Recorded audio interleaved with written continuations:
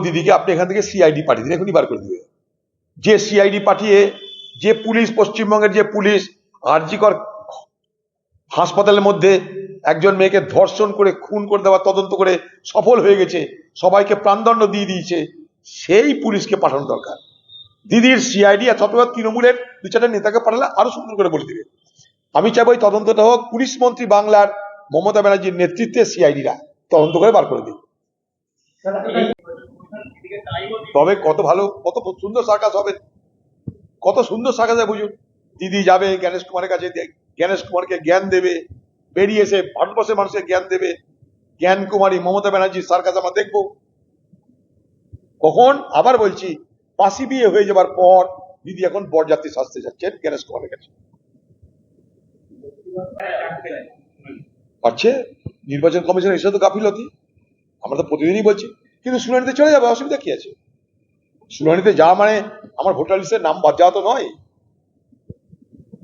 Artificial intelligence তারা কোথায় নাম ভুল করছে না কি করছে, তার জন্য নানা রকম লোকের নানা রকম বিপদ হচ্ছে। অমর্ত্য সেনের বিপদ হয়েছে, তাকেও শুনানিতে যেতে হয়েছে। নির্বাচন কমিশন ত্রুটি এগুলো আমরা প্রতিদিন বলছি, কিন্তু তার মানে এটা নয় যে শুনানিতে যাওয়া মানে আমার ভোটার লিস্ট থেকে নাম উড়ে গেল, তা কিন্তু নয়।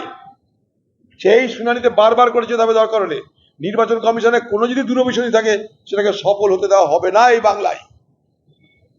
তার জন্য রাজ্য সরকারকে অনেক বেশি করে উদ্যোগ নেওয়া দরকার, কারণ এই রাজ্যের নির্বাচন কমিশনের যা কিছু এসআইআর, যা কিছু ক্লেমস অবজেকশন শুনানি, সব কিন্তু রাজ্যের অধীনে যারা অফিসার তাদের নেতৃত্বে হচ্ছে।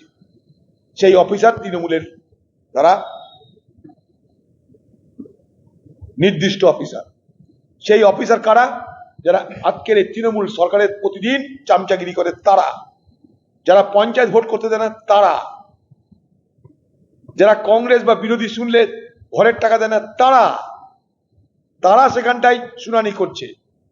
এবং তাদের মাধ্যমেই তৃণমূলের সরকার, তৃণমূল পার্টি পরিকল্পিতভাবে ঝঞ্ঝাট তৈরি করো, মানুষকে বিপদে ফেলো, বিপদ থেকে উদ্ধার করে তাদেরকে ত্রাণ করতে সাজার চেষ্টা করো।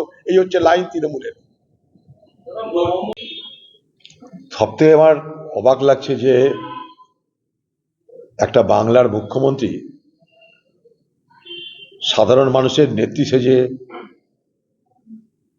গরিব মানুষের বন্ধু সেজে ক্ষমতায় এলো, আর আজ আশা কর্মীরা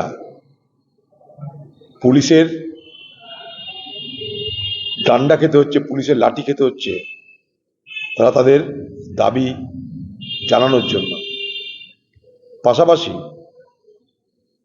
একটা গুদামের মধ্যে গরিব পরিবারের মানুষেরা রুটি কামাই করতে এসে অগ্নিদগ্ধ হয়ে পুড়ে মারা গেল, তাদের দেহের অংশ সেই মৃত পরিবারের লোকেরা দেখতে পেল না। হাড় দেখে, ডিএনএ দেখে আগামী দিনে ঠিক করতে হবে কার ছেলে, কার মেয়ে, বা কার কাকা, কার ভাই মারা গেছে। সেই জায়গায় দাঁড়িয়ে দমকল মন্ত্রী তার দেখা নাই, আর বাংলার মুখ্যমন্ত্রী তার দেখা আছে, দিল্লিতে দেখা আছে। তিনি দিল্লি যাচ্ছেন, তাই নাজিরাবাদ যেতে পারেননি। এর থেকে নিষ্ঠুর, মানবিকতাহীন, হৃদয়বৃত্তিহীন বাংলার এই মুখ্যমন্ত্রীকে দেখে আমি অবাক হলাম।